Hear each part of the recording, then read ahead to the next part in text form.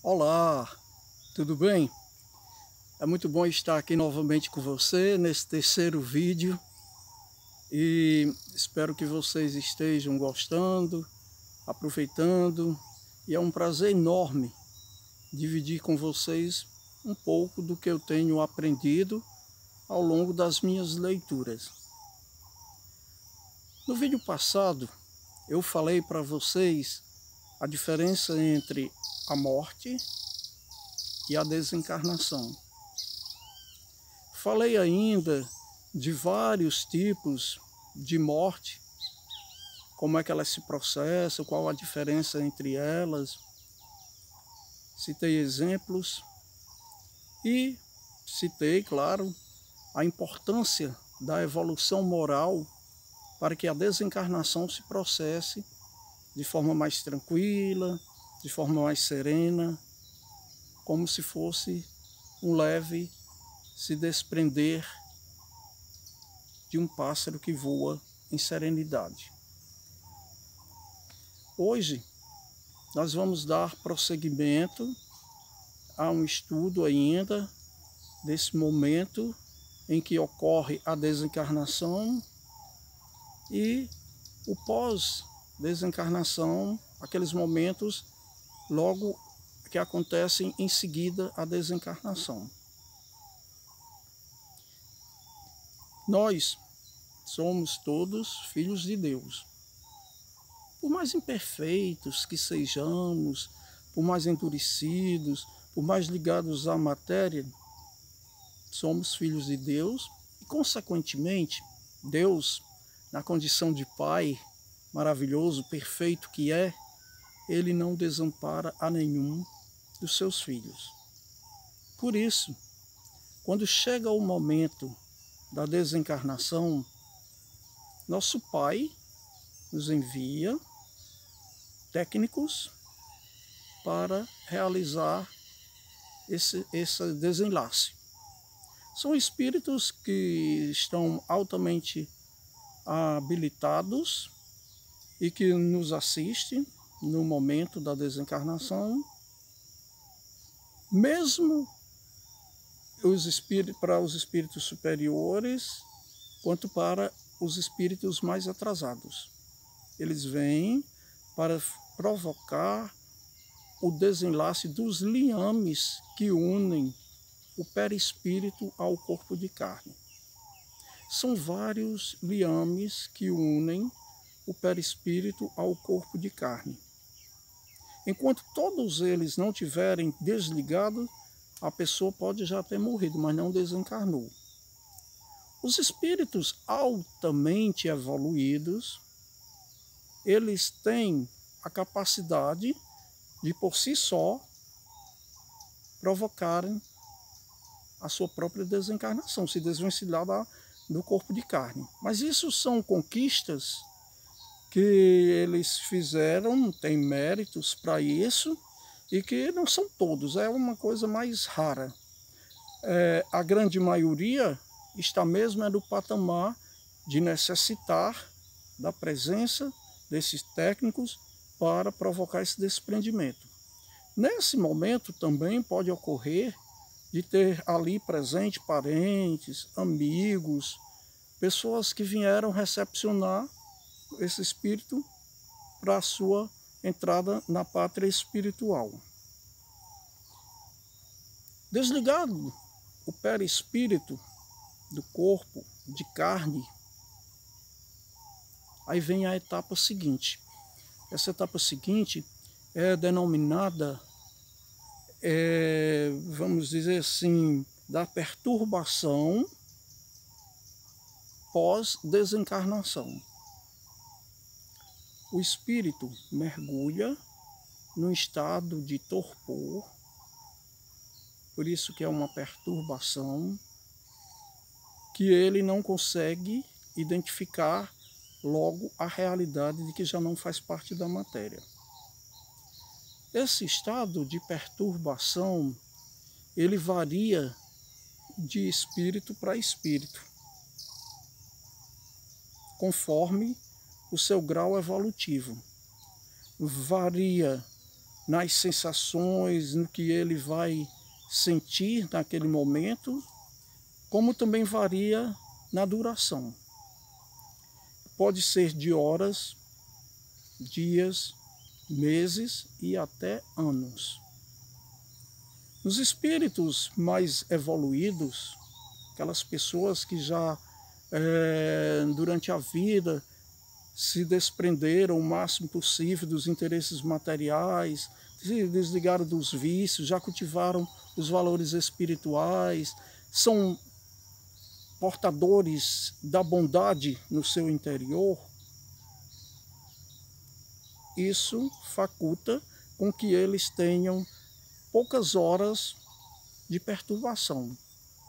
Poucas horas porque eles estão preparados, eles estão amadurecidos para terem um contato o mais rápido possível com a realidade espiritual, sem que isso venha a chocá-los. Mas isso são os casos, vamos dizer assim, mais raros. Na grande maioria, ocorre o contrário. Nós, normalmente, precisamos de mais tempo para vivenciar esse momento de perturbação. E esse momento de perturbação também vai depender. Nos espíritos superiores, ele é como um sonho, com cenas suaves, mais tranquilo. Nos irmãos mais atrasados, quanto mais materializado for a pessoa, ele vai ter verdadeiros pesadelos. Momento de muita angústia, de muita, vamos dizer, dificuldades. E para aqueles irmãos que passaram a vida toda cultivando as ideias do materialismo puro, ou seja, aqueles que em momento algum admitiam sequer a existência do espírito, uma vida após a morte, que durante a vida toda cultuaram a ideia de que morreu, acabou. Mergulha no nada e pronto, encerra uma porta ali e não existe um futuro. Só existia o presente até o momento em que tinha um corpo de carne. Esses irmãos, o processo é bem mais longo. No livro Nosso Lar, do espírito André Luiz, psicografado por Francisco Cândido Xavier, ele fala exatamente desses irmãos nas câmeras de retificação. Câmeras de retificação são os locais que tem lá, em que tem várias camas, vários leitos, onde estão deitados vários espíritos, e que eram espíritos que durante a sua vida eram extremamente materialistas e que não têm condição, esses espíritos não podem ser despertados de uma vez, porque aquelas ideias sedimentadas no seu interior provocariam neles um choque muito grande se ele tivesse um contato com a realidade espiritual para as quais eles não estão preparados. Passaram a vida toda imaginando que a morte depois viam nada, e aí de repente ter um contato brusco com essa realidade que eles negaram a vida toda, isso provocaria muitos danos, muitos impactos, muitas, vamos dizer assim, prejuízos para o espírito. Então eles ficam lá, deitados, os enfermeiros, os técnicos vão aplicando magnetismo nele, né? Vão aplicando passes, vão até que eles vão se melhorando e chega um dia em que eles têm condições de encarar a nova realidade e eles por si só despertam. Veja como é interessante, né? Todas essas questões.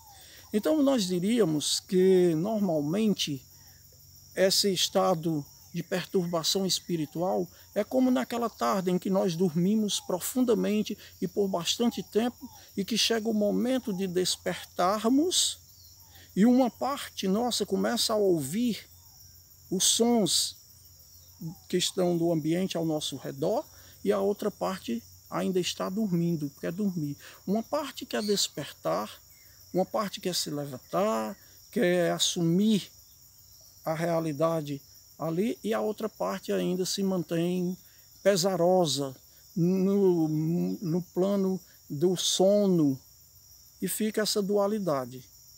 Então é o que acontece com os espíritos durante esse período de perturbação.